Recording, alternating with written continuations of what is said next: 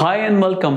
Episode number 62 में आपका स्वागत है। पहला सवाल पूछा है मनोज तुरई जी ने। उन्होंने पूछा है कि उनको राइट लेग में पेन है और सुन्नाहट है और उसके लिए वो क्या ट्रीटमेंट करें। उनको स्लिप डिस्क है। अब मनोज जी देखिए, स्लिप डिस्क का ये स्टैंडर्ड सिम्टम है कि लेग पेन और बैक पेन आपको है और सुन्नाहट है, पर डिपेंड करता है कई बातों से। अगर आपकी दिक्कत को 45 से 90 दिन नहीं हुए हैं तो इसका इलाज दवाई है, फिजियोथेरेपी है, एक्सरसाइज है।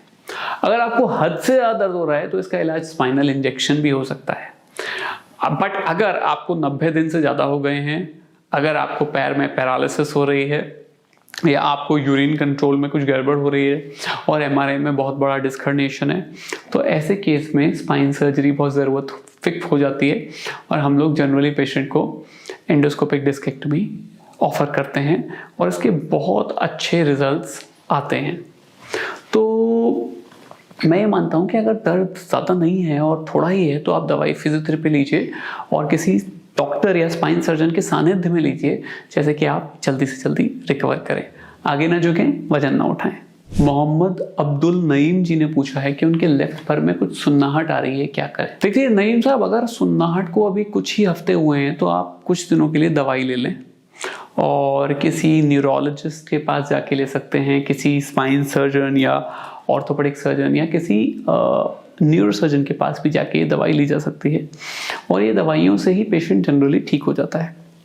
और ज़रूरत पड़े तो फिजियोथेरेपी भी ले सकते हैं। इन सब बातों से आप ठीक हो जाएंगे। बस इस बात का ध्यान रखें कि कभी आपको ब्लैडर बॉबल की कोई दिक्कत आए, मतलब लैट्रिन बाथरूम में कोई सूनपन आए या आपको ऐसा लगे कि अपने पैरों पे चल नहीं पा रहे हैं, एड़ी पे चलना या पंजे पे चलना संभव नहीं हो रहा है, ऐसे केस में अपने न्यूरोसर्जन या स्पाइन सर्जन के पास जाके जल्दी से मिले। हो सकता है कोई नस पे ज़्यादा दबाव आ रहा हो।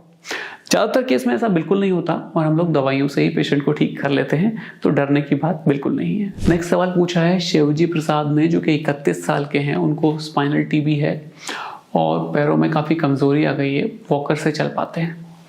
तो वो ये पूछ रहे हैं कि क्या सर्जरी के बाद वो बहुत अच्छी तरह चल पाएंगे। शिवजी सर, इस बात पे डिपेंड करता है कि सर्जरी से पहले कमर में कितना डैमेज है।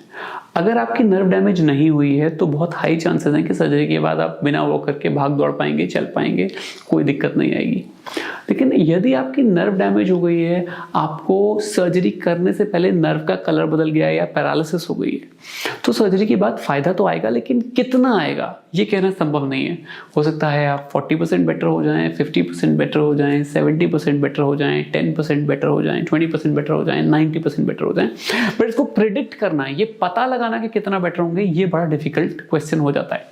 हालांकि नर्व डैमेज नहीं है तो सर्जरी के बाद निश्चित रूप से फ़ायदा आता है और बहुत अच्छा रिजल्ट पेशेंट को मिलता है।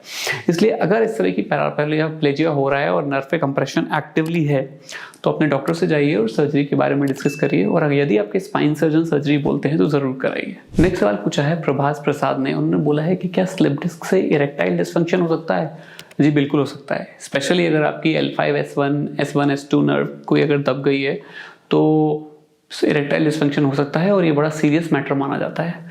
अगर आपको लैट्रिन बाथरूम के आसपास के एरिया में कोई सुन्नाहट है, कोई झन्नाहट है, लैट्रिन बाथरूम पास करने में दिक्कत हो रही है और आपको उसी एरिया का स्लिप डिस्क है या आपको कोई हायर अप स्लिप डिस्क भी है और ये स्लिप डिस्क ज़्यादा है, तो आपको ज़रूर डॉक्टर से मिलना चाहिए और जल्दी सर्जरी करानी चाहिए, क्योंकि ये सब बहुत ही सीरियस कंडीशंस मानी जाती हैं। ब्लैडर बबल इन्वॉल्व होना, मतलब इरेक्टाइल डिसफंक्शन होना या पेरिएनल एरिया में या प्राइवेट पार्ट के एरिया में सुन्नाहट, झन्नाहट होना, तो ये बहुत सीरियस बातें हैं। अगर ऐसा कुछ भी फील हो रहा है तो अपने डॉक्टर से मिलिए, और अगर उनको लगता है कि इरेक्टाइल डिसफंक्शन स्लिप डिस्क या नस दबने की वजह से है तो अर्जेंट सर्जरीज की एब्सोल्युटली मस्ट है, जैसे आप जल्दी ठीक हो पाएं। तो ये था एपिसोड नंबर 62 और मैं सोचता हूँ कि इस एपिसोड से भी कुछ अच्छी बातें शायद आप तक पहुँचा पाया होगा।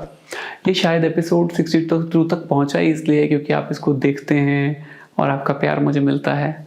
मैं चाहता हूँ जी खोल कर मेरे चैनल को आप सब्सक्राइब करें, जिससे मुझे बहुत हिम्मत मिलती है, और लाइक करें और अपने कमेंट्स करें जिनको मैं पढ़कर बहुत खुश होता हूँ। हालांकि मैं सारे कमेंट्स को रिप्लाई नहीं कर सकता क्योंकि आपका प्यार बहुत ज़्यादा है, पर फिर भी मैं कोशिश करता हूँ जितने ज़्यादा क्वेश्चंस हों उनको ले सकूँ, जितने ज़्यादा लोगों की मदद हो उतने ज़्यादा लोगों की मदद मैं कर सकूँ, क्योंकि यही तो हमारा काम है।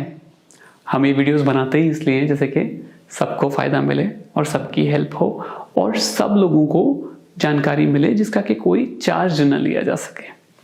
धन्यवाद।